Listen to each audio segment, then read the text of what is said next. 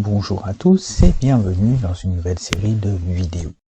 En effet, nous allons voir un nouveau sujet important dans la parole ensemble.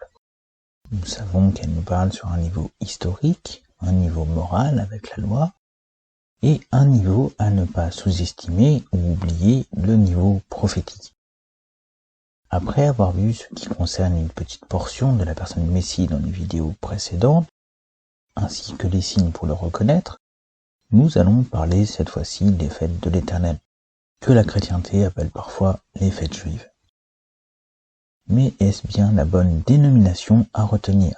Pourquoi sont-elles importantes prophétiquement? Que nous enseignent-elles? Le croyant en Yeshua, Jésus, doit-il les suivre? Un voyage bien rempli qui ne peut se faire sur une seule vidéo en raison de sa complexité. Nous parlons du début à la fin de la parole, du commencement de la création jusqu'au nouveau ciel et la nouvelle terre.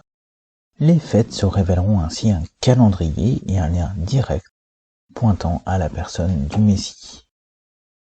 Afin de mieux observer tout cet ouvrage, je voudrais commencer par présenter un élément qui va nous accompagner tout au long de cette analyse. Un élément que je dirais primordial du tabernacle, qui mériterait à lui tout seul une série de vidéos, ce qui veut dire que cette analyse ne sera pas exhaustive à son sujet. Un élément qui représente en lui-même l'unité de la création et de son créateur. Je parle de la Ménorah. À ne pas confondre avec la Hanouka de Hanouka que nous aborderons un peu plus tard. Regardons ensemble en Exode au chapitre 25, versets 31 à 40 pour commencer. Tu feras un chandelier d'or pur.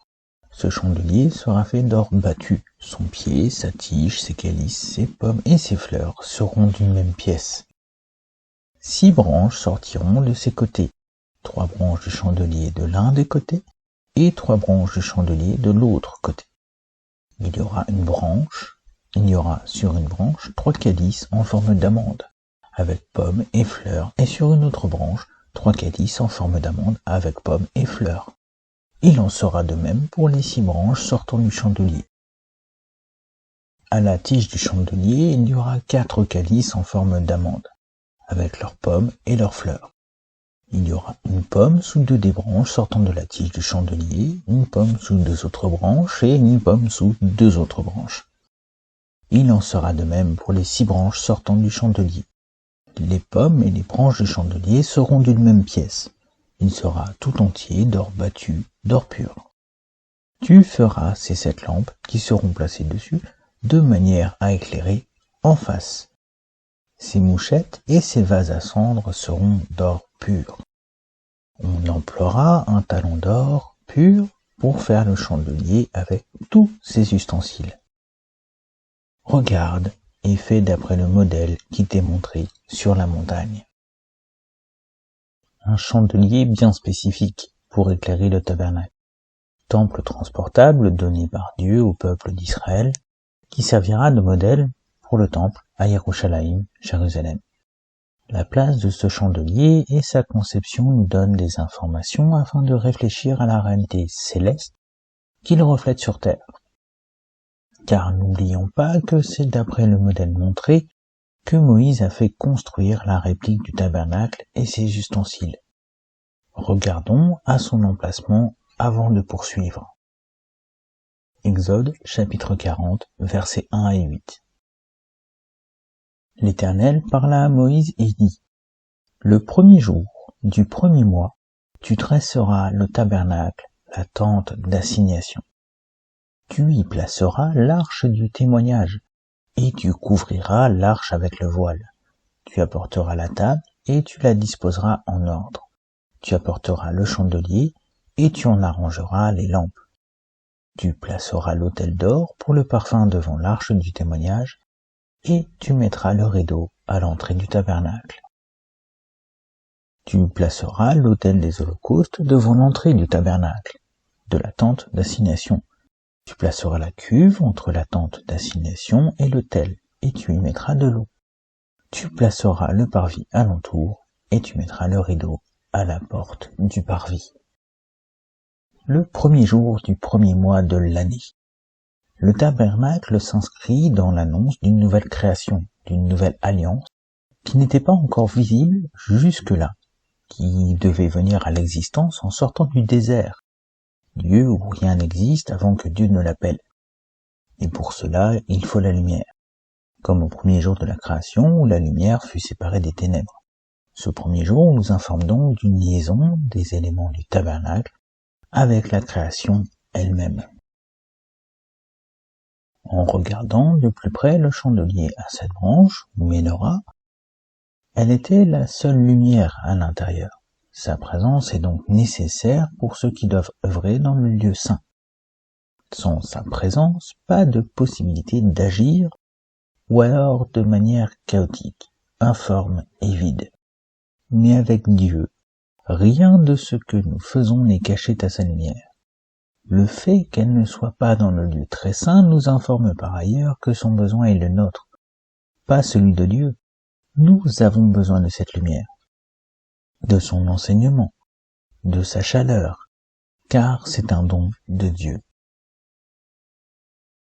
Faisons rapidement un petit aparté ici afin de noter une procédure bien spécifique lors de l'installation du tabernacle. L'installation se fait en provenance de Dieu, comme la création.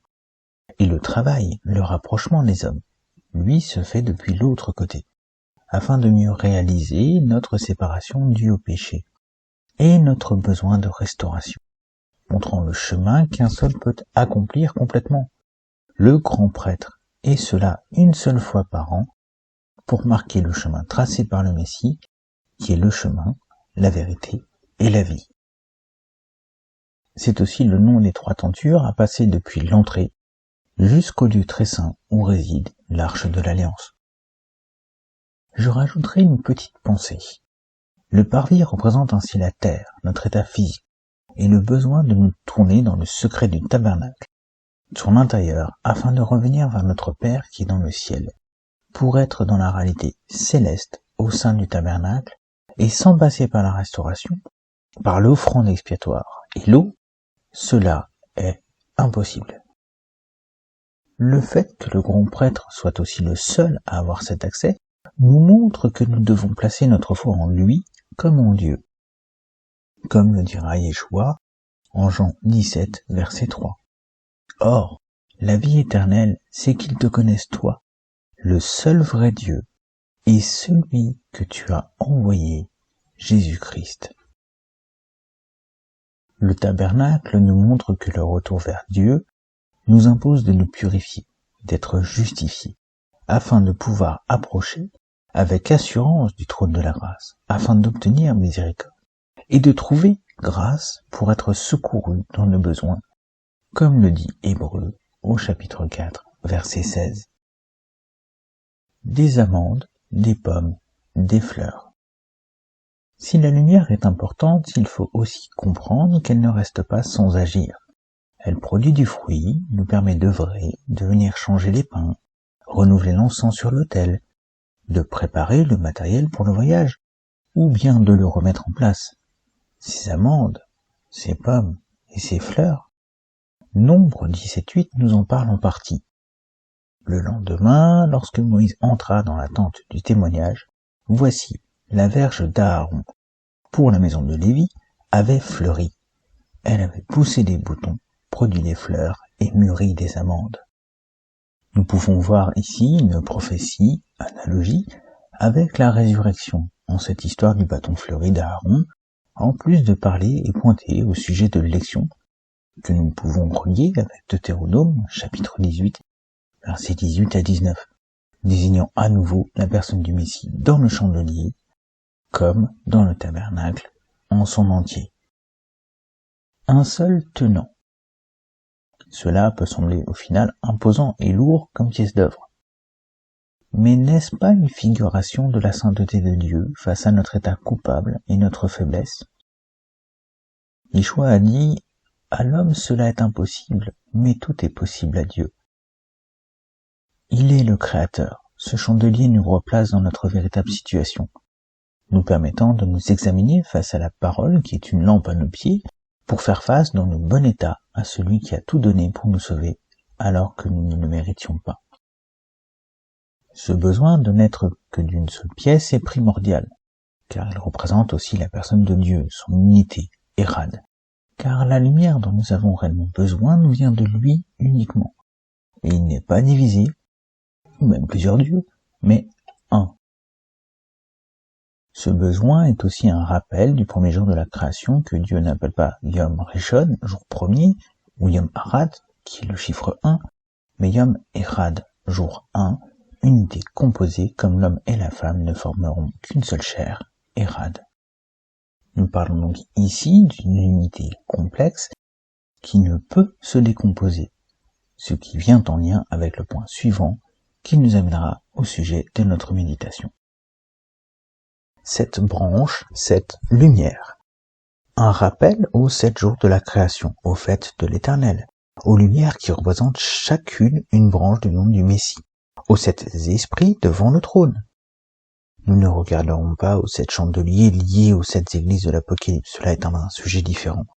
C'est bien en lien avec le nom du Messie, les fêtes, les jours de la création, que notre Ménorah va nous guider tout au long de cette méditation.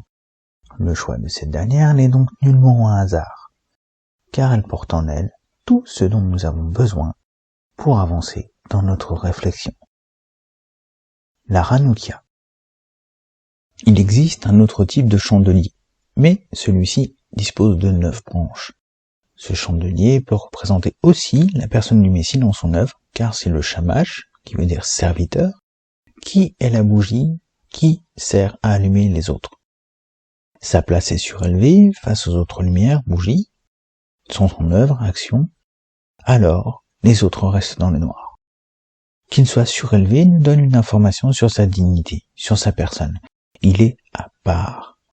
Cela nous permet de voir que même dans la Hanouka, nous pouvons voir des indices sur qui est Mashiach, le Messie. La Hanouka ne nous servira pas dans cette étude, mais elle pourra réapparaître dans une autre vidéo quand nous reparlerons de la fête de Hanouka. Avant de nous attaquer au jour de la création et de commencer notre réflexion par les parallèles, nous allons regarder ensemble à quelques points qui vont nous aider à porter un autre regard sur les fêtes, mais aussi sur la personne du Messie, Yeshua, sur la réalisation des fêtes en sa personne. Si nous regardons le prénom Yeshua, nous remarquons que cela nous donne 7 branches.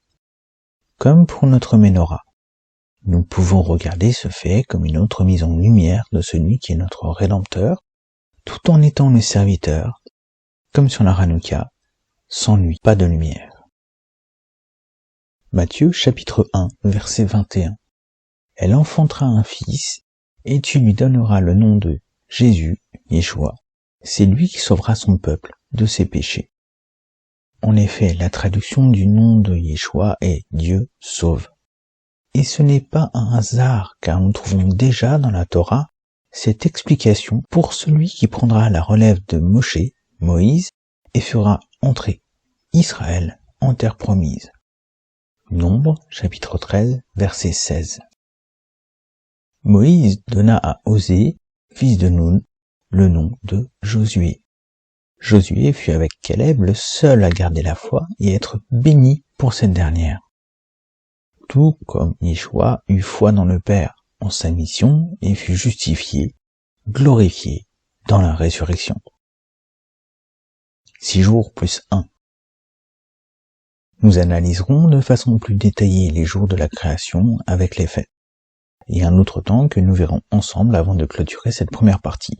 Je voudrais juste avant vous proposer de regarder un propos qui parle de l'état du monde face au jour de la création.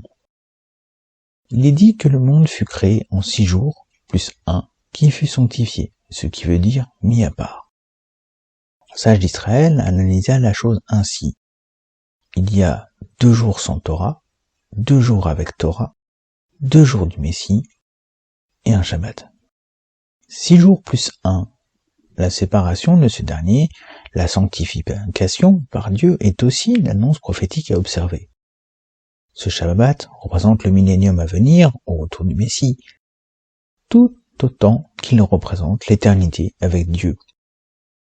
Nous verrons comment cela peut s'appliquer aux fêtes et aux différentes ères.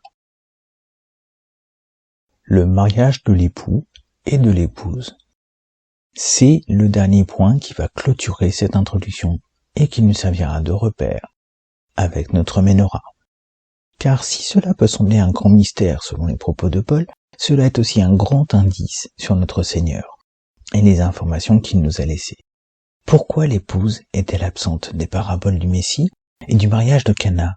Y a-t-il des signes qui permettent de relier les temps des fêtes ou l'œuvre du Messie avec un mariage galiléen?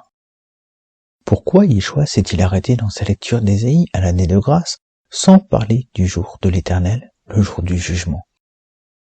Le documentaire en anglais Before the Wrath est une mine de renseignements à ce sujet dont nous allons reprendre le résumé afin de nous aider. Terminons cette introduction sur un dernier verset qui nous parle des temps de la fin en Luc, chapitre 21, versets 31 à 33. De même, quand vous verrez ces choses arriver, sachez que le royaume de Dieu est proche. Je vous le dis en vérité, cette génération ne passera point que tout cela n'arrive. Le ciel et la terre passeront, mais mes paroles ne passeront point.